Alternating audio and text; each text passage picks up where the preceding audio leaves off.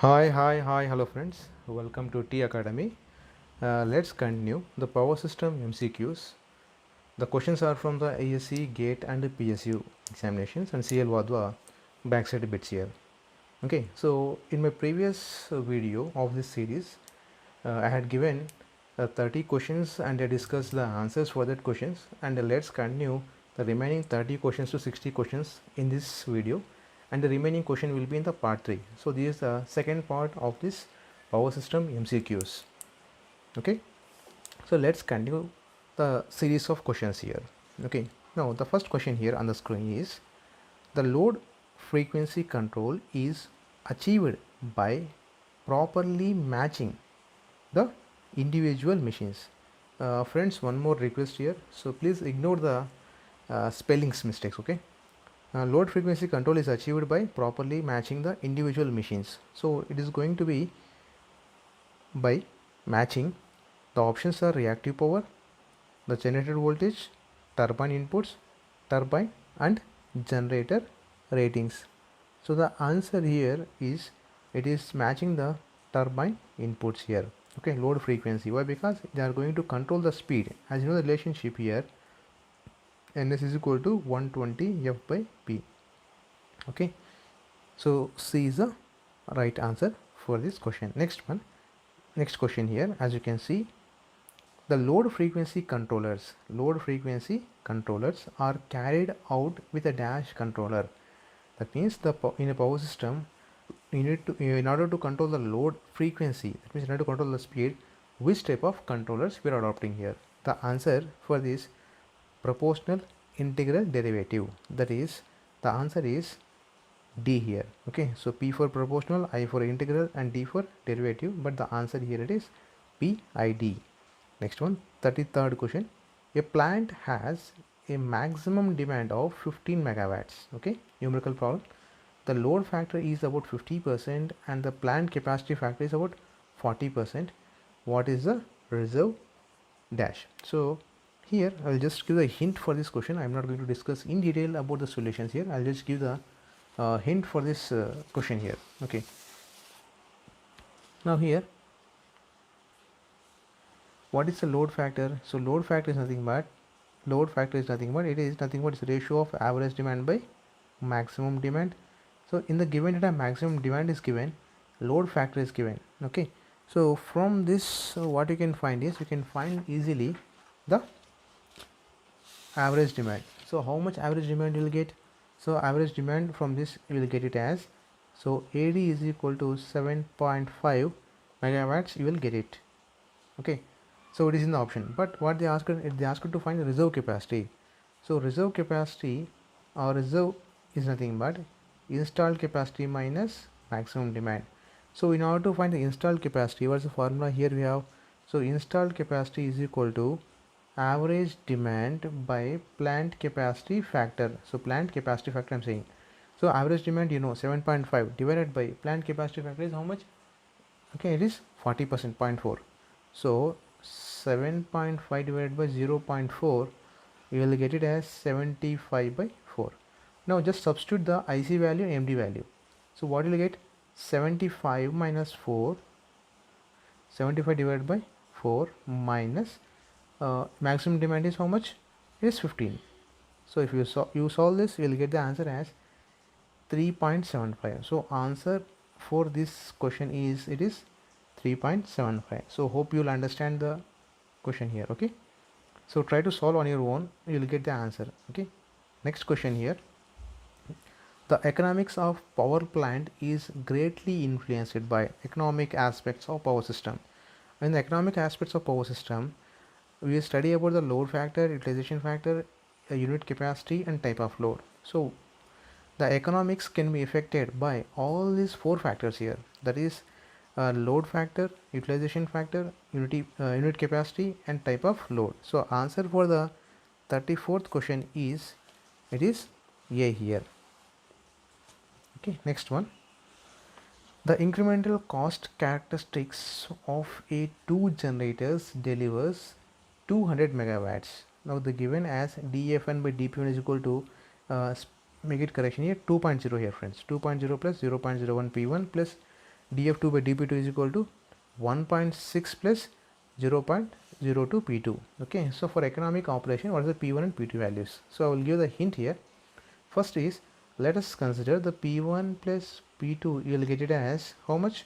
It is 200. Okay, now take df1 by dp1 is equal to df2 by dp2. So do it. Okay, note it down.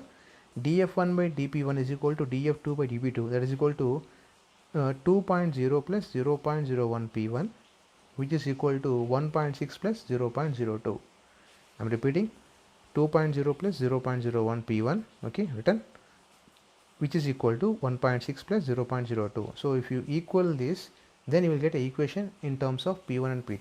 Just add these two equations, you will get the p1 and p2 values, and the answer options are 100 and 100, 80 and 120, 200 and 100, 120 and 18. So if p1 plus p2 are 200, A option may be correct, B option is correct, but C may not be option. Why? Because total load is 300, but the given data is 200 only. So this will not be the answer. You can directly see that question options. You can eliminate the answer, and if you found the answer, so P1 and P2 will be, so P1 is going to be 120 and the P2 is going to be 80 megawatts here. Okay, next one. Now next we'll go for the 36th question here. In order to have low cost of power generation, power generation, load factor and diversity factors. Okay, LF means load factor here, DF means diversity factor. I have written here. So load factor and diversity factor, how it should be. So as we know that the diversity factor is greater than 1 and the load factor is always less than 1. But in order to have low cost, these two should be high values. Okay, so the load factor and the diversity factor should be high values. The other options are load factor, diversity factor low, load factor should be high, diversity factor should be low, load factor should be low, or diversity factor should be high. Okay, and next question.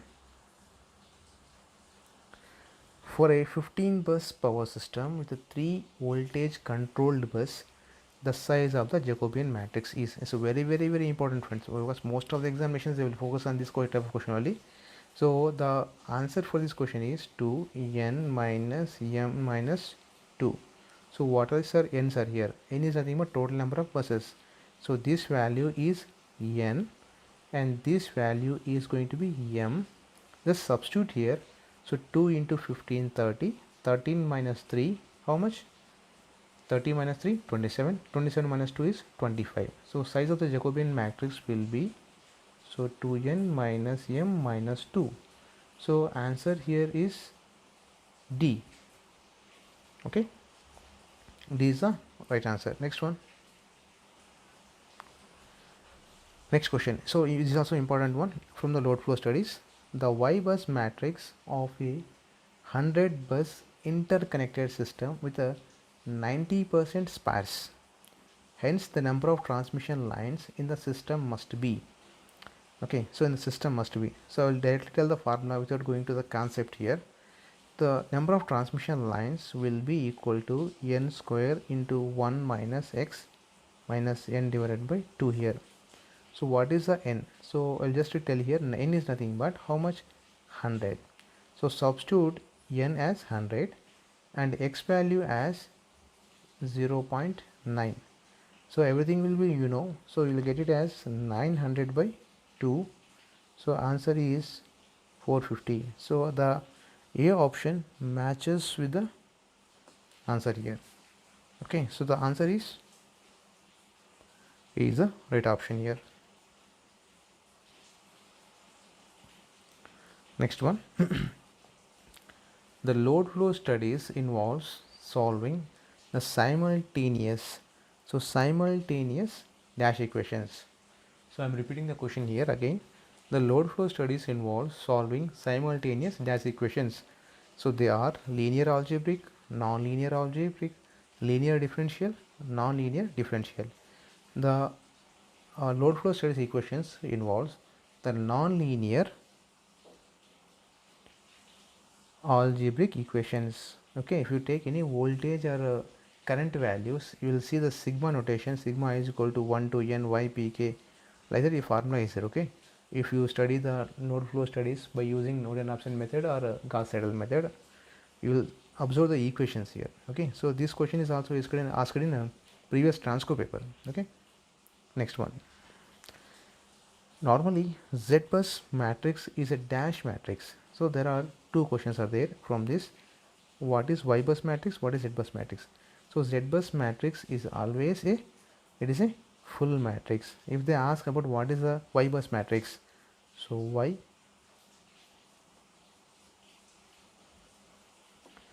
bus matrix is always a sparse matrix. Sparse matrix means most of the elements are zero elements. Okay, now so before going to the next slide, if you like this video, please subscribe to our channel and share with your friends, and make a comment, okay, whether you like this video or not. Okay, if you want any other changes, we will provide you. Okay, and we'll start the next slide here. The bus admittance matrix of the network shown here. So here there is a network here, as you can observe. In that network, we need to find the value of y11, y12, y21. Okay, so first let me take here the matrix here. First of all, y11. So capital Y11, if you take, there are the two nodes connected here. So they are in impedances. So 1 by J0.2 plus 1 by J0.2. So you will get it as minus J10 directly. Okay, and similarly Y12. So Y12 is equal to Y21 is equal to 1 by J0.2 is nothing but, yes, it is minus J0.5. And similarly Y22, only one element is connected, so 1 by J 0.2 is nothing but 0.5 J minus. But in the given options, observe here, that is here the whatever the value is there, that value is y12 is equal to minus of y12. So based on that concept, y11 will be minus J10. So option is C is matching, and y12 here second value will be minus of this value. So here plus value, no, make correction here, it's a 5 here. Okay, it's not 0.5, it's a 5. So 5 will get it here, and y12 as it is. So based on these options here, the correct answer is C here.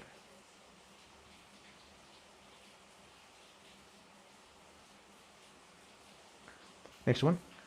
At slack bus, which of the following combinations of the variables are specified at a slack bus? So slack bus means the specified variables are voltage, magnitude, and the phase angle, the load angle delta here. Okay, and given options are V comma delta, P that is active power, Q is the reactive power. P is nothing but active power, V is the voltage, and Q is the reactive power, V is the voltage. So among the options, A is the right option here. Next one. A 10 kilometer long lossless transmission line has a reactance of 0.3 ohms per kilometer.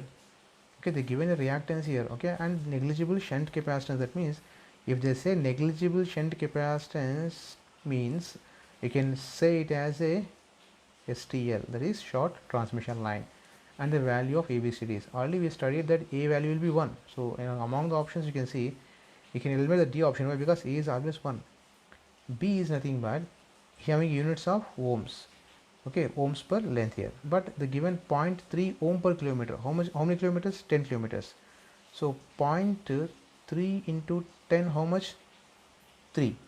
So option is J3, and A is equal to D, it follows. Okay, and finally C value will be 0 because negligible capacitance means C value always 0. So you can eliminate these two options. Why? Because as you see, C is negligible. So among the options, directly without solving any data, you can see C is the right option here.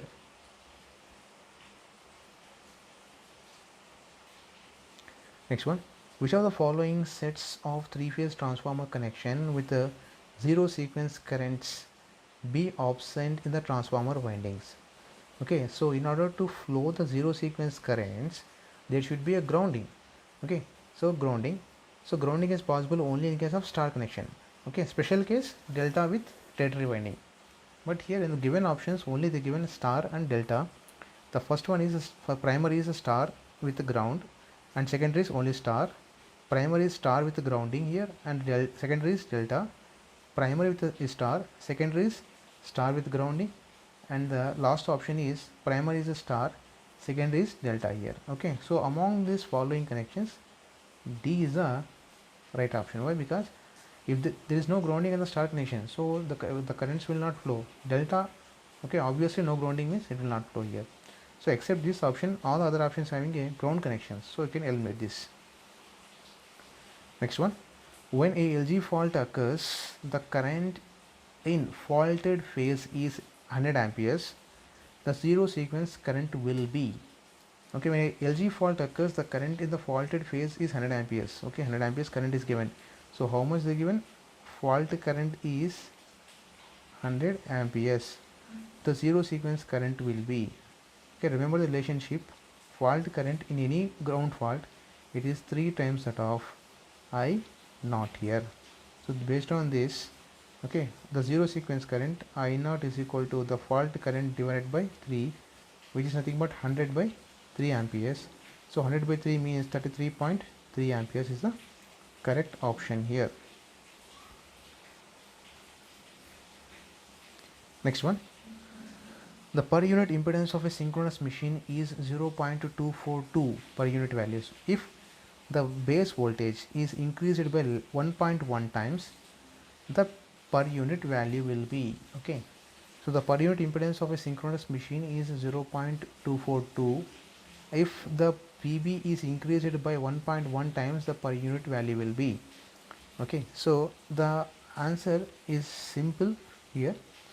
The per unit impedance of synchronous machine is Z per unit is equal to, okay, so Z volt into MVA volt divided by MVA new into VB old whole square divided by VB new square. I'll write the formula.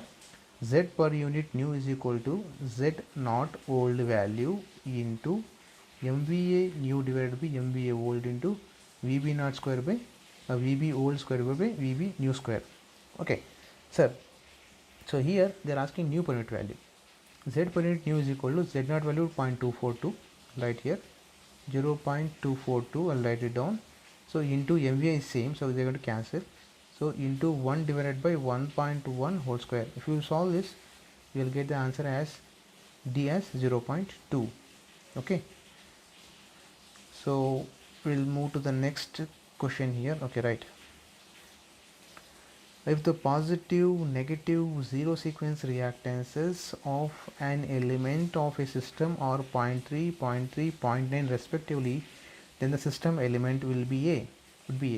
So generally see here in a synchronous generator, synchronous motor, static load, okay, so almost all Z1 is equal to Z2 is equal to Z0 generally, okay, I'm not, but in a transmission line only the Z0 will be more compared to Z2, and Z2 and Z1 will be equal. Remember the relationship here. This is a very important one. Based on this concept, they asked one question in examination. Okay, so the answer is D is the transmission lines here.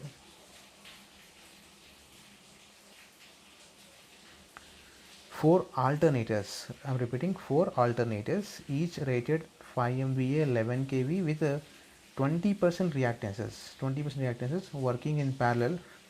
The short circuit level will be, so short circuit MVA, the formula is, it is going to be MVA base by X per unit.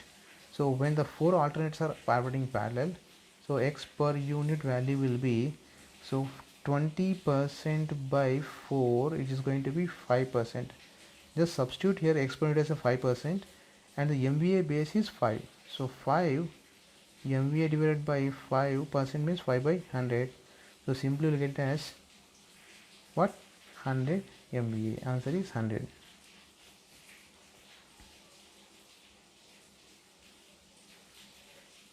Next one.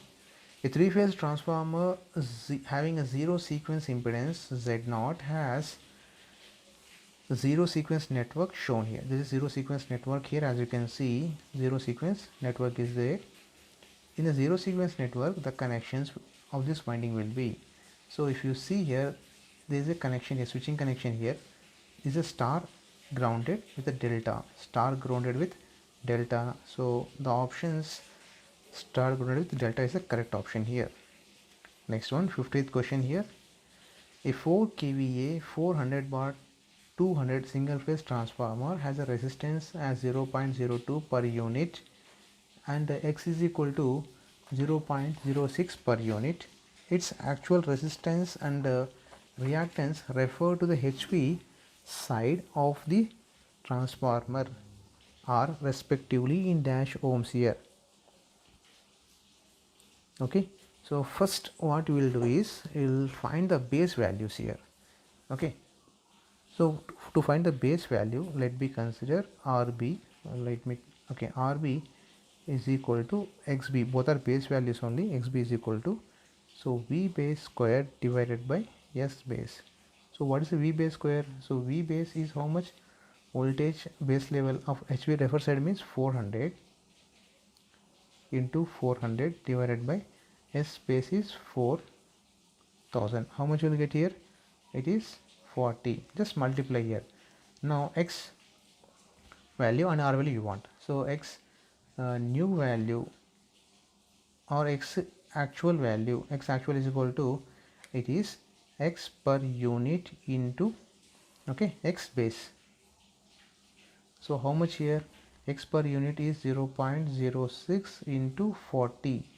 Okay, similarly R actual value is equal to R per unit into R base, 0.02 into 40. Now we'll get the answer. So just solve this to, simply you'll get the answer as B. Okay, so B is the right option here. Next one, the fault calculations using computer program are usually done by, so it is generally fault calculations will require more memory space if you use a Z bus. So by using the Y bus matrix you can reduce that memory requirement of the computers. So Y bus is preferred in fault calculations. Okay, and Z bus is preferred in load flow studies.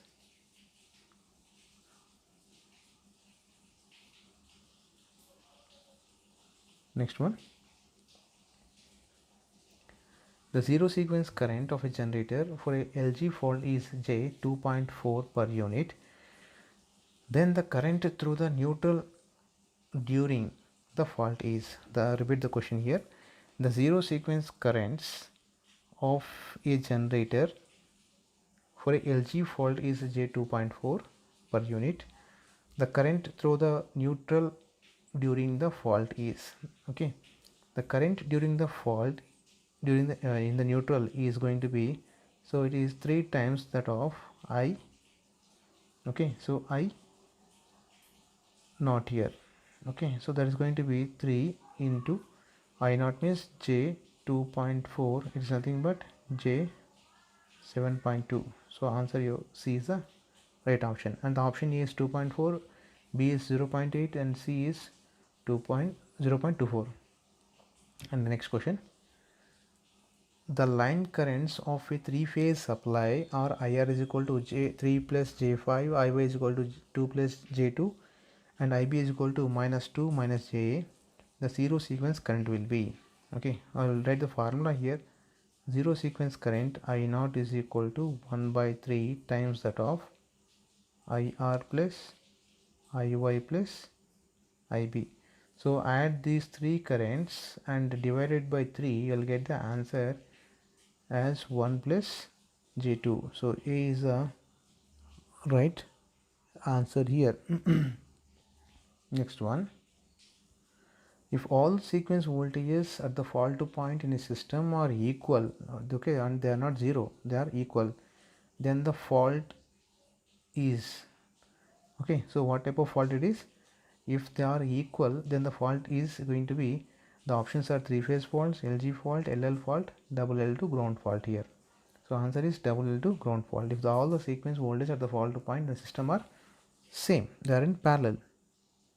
Next one, the per unit value of a 4 ohm resistor at 100 MVA base and 10 kVA base voltage is going to be dash. So the first we need to find R per unit is equal to, okay, so what is the per unit value of R? Actually it is a 4. What is the base value? So we need to find the base value. So actual value of base value. So base value means VB square divided by MVA. So here MVA is 100, VB square is how much here? VB 10 whole square. So what you'll get here is 4 into 100 divided by 10 square. So you'll get it as a 4. Answer is B here. So one more request friends, please watch this video in the YouTube, okay, so that this video will be getting good views, okay. If you are simply downloading and watching, the channel will not grow and the videos also not going to be help to others, okay. Next question, the transient stability limit of a power system can be approximately increased by, appreciably increased by introducing. The transient stability or limit of a power system on a power system can be appreciably increased by introducing series capacitor is the right answer, and the other options are series inductance, shunt inductance, shunt capacitance. Okay, so how the series capacitors will improve is it is going to decrease the net transmission line reactance. Okay, if the transmission line reactance is less, the transient stability automatically will be improved here, okay, and also it will provide the reactive power support to the transmission line. Next one, a power system network with a capacity of 100 MVA has a source impedance of 10% at a point. The fault level at that point will be dash MVA. So already given the formula here, short circuit MVA is nothing but is equal to, so base MVA divided by X per unit. So here the MVA is, base MVA is 100 divided by 10% means 10 divided by 100, it is going to be 1000. So 1000 is the right option. The other options are 10, 30 and 3000 here. Next one, shunt compensation in EHV line is used to. The shunt compensation in EHV line is used. The options are improve stability, reduce the fault level, improve the voltage profile, and last option is substitute for the synchronous phase modifier. The correct option is C is the correct option. And next one, the equal area criteria. So equal area criteria given the information regarding, so equal area criteria will give the information regarding the stability region, absolute stability, relative stability, swing curves. The correct option for this question is it is going to provide the stability regions are there. And the last question for this session is the critical clearing time of a fault in a power system is related to dash limit. The critical clearing time TC at a fault point in a power system is related to dash limit. So it is going to tell you about the options are reactive power, short circuit, steady state stability, transient stability. The answer is for this question is it is going to tell about the transient stability limit. So thank you friends, thanks for watching my video. If you like this video, please subscribe to our channel and share with your friends. Thank you.